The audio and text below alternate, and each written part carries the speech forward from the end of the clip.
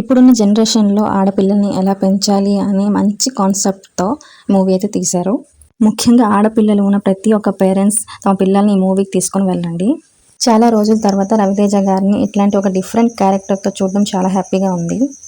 First నేను ఇది ఒక డెవోషనల్ మూవీ అని అనుకున్నాను, కానీ ఈ సినిమా చూస్తే మాత్రం చాలా డిఫరెంట్గా అనిపిస్తుంది. ఫస్ట్ నుంచి సెకండ్ హాఫ్ వరకు నెక్స్ట్ టైం జరగబోతుంది అనేసి ఒక క్యూరియాసిటీని చాలా బాగా బిల్డ్ చేశారు. అండ్ రవితేజ గారు ఒక ఎమోషనల్ ఫాదర్గా అండ్ అయ్యప్ప స్వామి మాల వేసుకొని నార్మల్ పర్సన్గా చాలా న్యాచురల్గా పర్ఫార్మెన్స్ చేశారనమాట. And father and daughter bonding అయితే ఈ మూవీలో చాలా బాగా వర్కౌట్ అయింది. అండ్ ఇంకొకటి ఏంటంటే సాంగ్స్ అయితే అసలు టెంపుల్లో ఉన్న ఫీలింగ్ అయితే వచ్చిందనమాట. బూస్ బంప్స్ వచ్చాయి సాంగ్స్ విన్నాక, ఒక పాజిటివ్నెస్ వైబ్స్ అయితే వచ్చాయన్నమాట. ఓవరాల్గా సినిమా ఎలా ఉంది అంటే స్వామి శరణం అంత బాగుంది.